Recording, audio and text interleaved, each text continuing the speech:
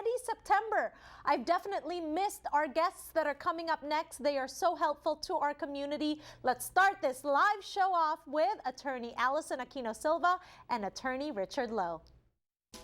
This American Dream segment is brought to you by Aquino Loew Law Firm, answering your immigration questions.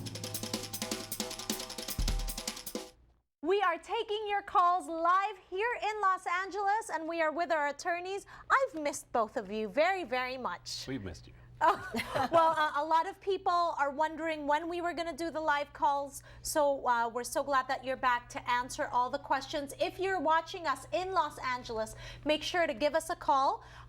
Here, we're taking your calls live. Yan po ang telepono natin, 1-800-553-5724. Before we start taking your calls, I want to talk to our attorneys to update you guys. I know there's some exciting news from USCIS about the much anticipated expansion of President Obama's Provisional Waiver program that just went into effect this past August 29.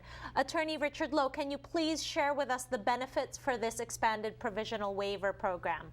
Yes, well, the original Provisional Waiver program was rolled out a couple of years ago, and it was limited to just immediate relatives. So you had to be the spouse or the parent of a U.S. citizen, and so it was a limited number. Now they've expanded it to anybody who can qualify for that type of waiver is now eligible for a waiver. So that means everybody in the family visa categories, brothers and sisters, and everybody in the employment-based categories as well, if you have the qualifying relative. So it's a very large expansion, expected to draw in more, about 100,000 people could be benefiting from this. Well, this is great news. That means more people can avail of the Provisional Waiver, correct? Ali, now why exactly do people need to apply, even if it is just for a Provisional Waiver?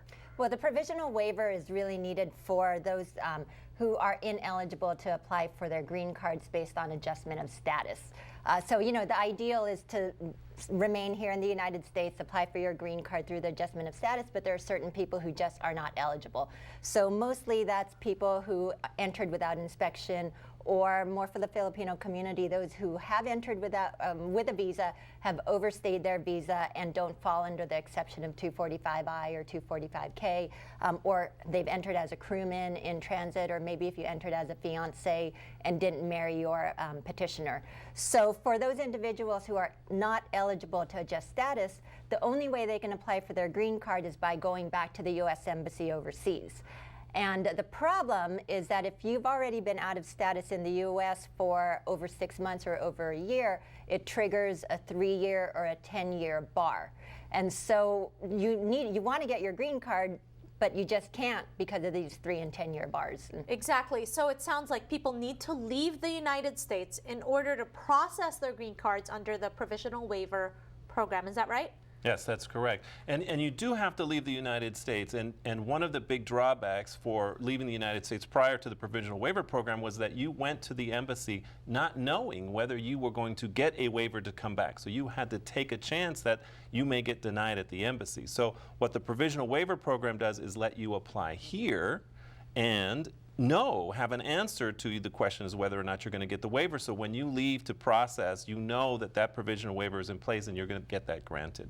Okay, but does the 3- to 5-year bar or 10-year bar apply? Does that mean you get approved, but then you have to wait 3 or 10 years? No, the waiver waives the 3-10-year mark. So you're getting that waive. So you go back to the embassy, and that you have a waiver for the time that you were here unlawfully, and so now it's really just consular processing. You go back for a few weeks, you do the normal consular processing things, and then you are able to come back into the United States. Okay, that definitely sounds like something that people should definitely avail of if you qualify. Now, what are the requirements to qualify for a Provisional Waiver, Ali? So as Richard pointed out, you need to be the beneficiary of some type of visa petition. So whether it's a relative petition or an employment-based petition, that's the first requirement, is that you are a beneficiary of a visa that is immediately available to you. So you're kind of at the top of that waiting list if it's, say, an employment-based or a preference relative petition. Now, presuming that you have a basis for the green card, then the requirement for the waiver itself is that you have a qualifying relative who would suffer extreme hardship.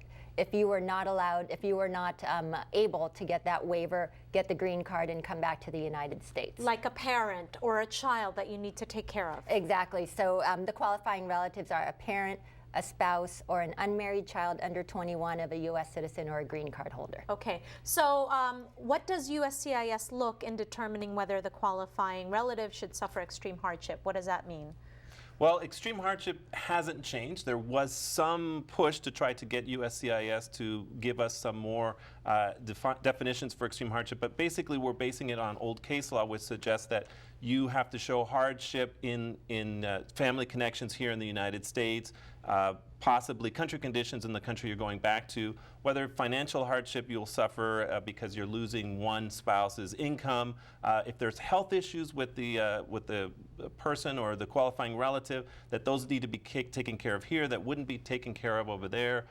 These kinds of issues of tearing families apart and how that's going to affect both the qualifying relative is what they're really going to look at. Okay, so proving extreme hardship sounds like a challenge, but this is why individuals really need to make sure that they have a knowledgeable attorney to help them best explain the hardship and guide them through this difficult process. I'm so glad you guys are here to answer our questions for our Kababayans. We are taking your call here in Los Angeles. Join us when we return from our break here on Kababayan Today.